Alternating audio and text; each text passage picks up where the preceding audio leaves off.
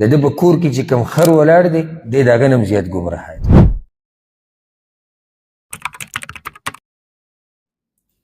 قرآن کې یو آیت ته لو ان من شیء الا عندنا خزائنه، دې ته به چې د سر سوچ نه تللی کیدای شي داسې بې شماره مسلمانان چې هغوی د آیت اول پیرو دي، لکه ته به وایي چې دا نن نازل شوی دی د سره وونه خو ده چې ته لوستلی نه دی. وان من شیء الا عندنا خزائنه، الله وایي هر شی چې دی که نه ما سره خزانې دي، هر شی چې دی ما سره خزانې دي. دا ډېر خوږ آیت دی او دې کې چې سوچ وکړي که نه یو څو خبرې مخې ته راځي د ټولو نه اولنۍ ستا چې څومره امیدونه دي او ته چې څه غواړې د هغې ستا د رب سره خزانې دي،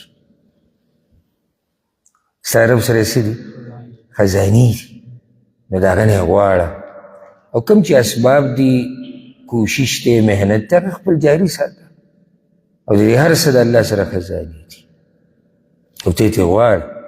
خزانې د الله سره دي خو ما او تا به هغه رب ته فریاد کوو څه دعاګانې به غواړو چې الله دغه خزانونه موږ له راکړه. دویمه د سوچ خبره دا ده په دې آیت کې چې دا صفت صرف د الله دی، بس د بل چا دا صفت نشته. داسې د الله نه علاوه خو ټول مخلوق دی، په مخلوق کې داسې څوک نشته چې د هغه سره دی د هر شي خزانې، بس صرف او صرف د یو رب شان دی د الله رب العزت چې د هغه سره د هر شي خزانې دي. که څوک دا عقیده لري که نه چې خزانې د رسول وسلم سره هم دي، د ځمکې او د اسمانونو خزانې د رسول وسلم سره دي او کنجیانې د هغه سره دي، دا عقیده د شرک او د کفر ده. ولې؟ ځکه چې رسول وسلم یې برخدار کړو د چا سره؟ د الله سره. یو خو دې دا مسله راووته. درېیمه دا خبره ترې راووته چې دا کم خلک چې مخلوق ته چغې وهي او د چا در او دربار له تلي دي او درګاله او د چا د قبرونو نه تاویږي او سجدې لګوي او ښکلوي او د هغوی نه څه غواړي، دا ښه ګمراهان دي. ولې؟ هغه رب یې پرېښودی دی چې د هغه سره د هر شي خزانه ده او پروت دی هغه چاته چې هغه رب ته محتاج دی د کوم رب سره چې د هر شي خزانه ده. نو دی ګمراه نه دی؟ د ده په کور کې چې کوم خر ولاړ دی دی د هغه نه هم زیات ګمراه دی. اتې هوښیار دی، هغه تې هوښیار دی چې یو سړی د ځان په شان انسان ته پروت دی. لکه زه به تاسو له مثال درکړم.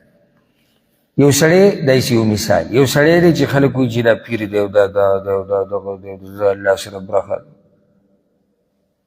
او دا ډېر بزرګ دی او هغه بیمار شو.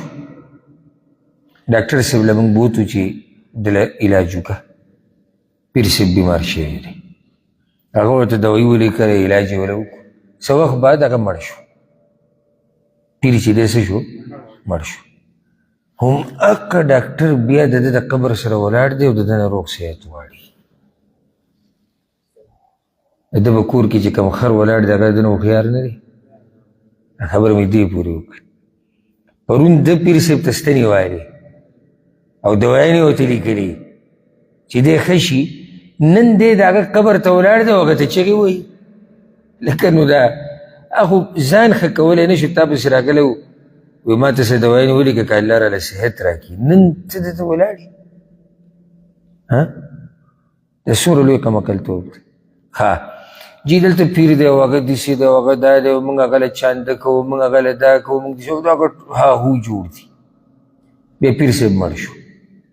چې مړ شو د کومو خلکو چې هغه له چاندې ماندې کولې او هغه له به یې ابادي جوړوله، دی به دلته اوسېږي او د هغه خیال به یې کوو، د هغه خدمت به یې کوو، هغه اوس د هغه قبر ته پراته وي، د هغه نه حاجتونه غواړي. دا کمعقلتوب نه دی؟